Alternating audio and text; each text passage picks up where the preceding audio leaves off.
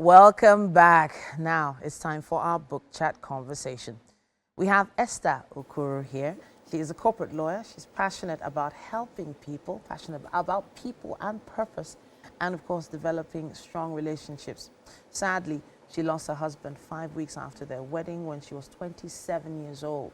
And of course, being a huge shock, this sent her on a journey of healing, understanding, transformation. And this novel is where she tells her story candidly. She shares her personal experience rebuilding her life after losing her love. Welcome to the show. Thank you. First of all, of course, we're sorry for your loss. Thank you. From what I could read from this, it was a love beyond love. It was. He is still everything. Because this came out this year, yes? Yes, it did. January. This year. So it took you about, let's say, a year and a half to put this together? Maybe less than a year or plus minus 1 year. Yeah. So what made you make that decision to put it in print? I know that most grief counselors tell you to journal. Yeah.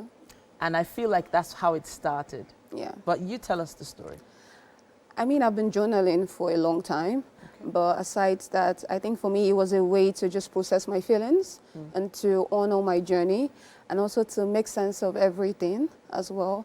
And another thing was I also wanted to validate people's feelings because it has happened to people, maybe not 5 weeks, but, and it will happen to people. People will lose loved ones. So I wanted to let people know that they are seen and they are heard.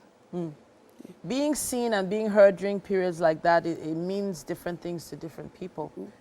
Especially culturally speaking. And I'm going to touch on culture. You didn't really touch on it too much in your book, but in this environment, when a wife loses a husband, there's a lot of processes that happen.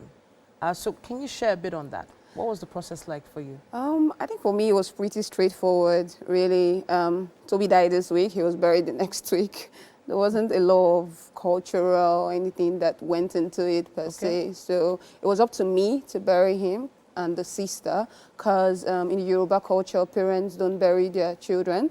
So I had to do the heavy lifting, obviously with the help of church, family, and So they all came through? Yes, they all came true. They all came true. So now we've gotten over I don't want to say the hard part, because there are definitely some harder parts involved.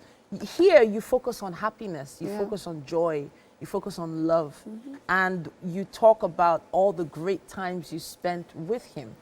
Why did you decide to go from that angle and build up to it? Because it did feel very suspense-filled, like you were leading up to something. We all knew where you were going, but why did you decide to write it this way?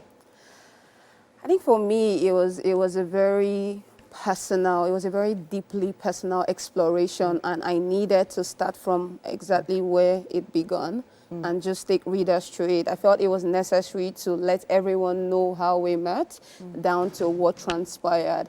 And I think it would also help you to appreciate the love and to appreciate, you know, why I was grieving the way I was grieving as well. It was very necessary to just let people see the full story, the full picture of it. Toby wrote, I believe this is either a letter or is this a chat? It was a letter. It was a letter, and it's such a deep letter. I'm not sure when this letter was written. Yeah. When was it written? It was just after the wedding. Just after the wedding? Yeah.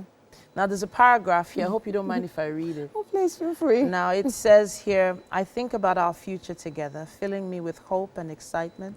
I want to build a life with you, Esther. I want to be the man who stands by your side through life's ups and downs.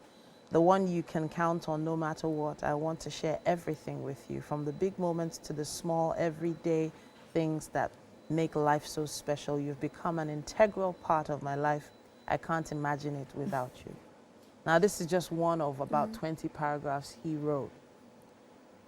I can't even imagine how you were able to build or rebuild after that, after having such a love as this. Yeah. And you've probably had to have conversations, very deep conversations on love and life and the future. Yeah. But after having a love like this, Do you feel like you could ever have another love like this? It's possible. It's possible.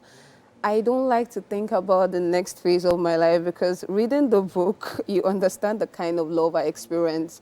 And when you also think about what's out there, you may just give up. So I don't think about the next 1 minute of my life. I just let it be, really, and just trust God, to be honest. Because it's tough. I'm not going to lie. It's tough. And thinking about what I lost. So I just don't think about it. You don't think about it? I don't think about it. So the reasoning behind not thinking about it is so that you can... So I don't get overwhelmed because it's really overwhelming. Dealing with this, dealing with the kind of person that died, and then dealing with what if you don't find any other person? Like what if you're single for the rest of your life? There's so many what ifs, which is just really overwhelming. I'd rather not, really. Okay. All right.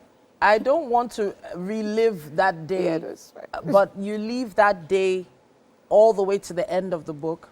And I feel like it took you a long time before you could actually put that on paper. Yeah, that was the last part of the book you wrote. Yes, it was. Yes. So how were you able to summarize that? How were you able to put it on paper? I think that was the most difficult part of writing this book. Okay. Because having to relive and revisit the painful memories, and not just revisiting it, but putting it in such a way that readers will resonate with it and still staying true to my story as well and to my experience as well. So that's why it was written the way it was written, where it feels like you were walking with me all throughout the journey. So had a lot of people tell me that, oh, it felt like I was there with you guys. So it was very difficult, but I had to try and put it in such a way that, you know, you feel like you were there, like you feel every single thing. So. Who did you write this book for? Did you write it for you? Did you write it for someone else? 3 people. Okay. Myself, for Toby, Okay. and for everybody who finds a piece of themselves in it. Wow, it's a powerful piece here. It's heavy, but it is about love. Now, the image on the front shows the image of a young lady and a shadow on the cover. It's a powerful piece. Thank you so much for coming to share this with us. Thank you for having me. All right, then. Now, we would love to hear your thoughts. Use our hashtag WakeUpNigeria on TVC and share your comments and contributions. We're taking a quick move now on a break. Make sure you stay with us.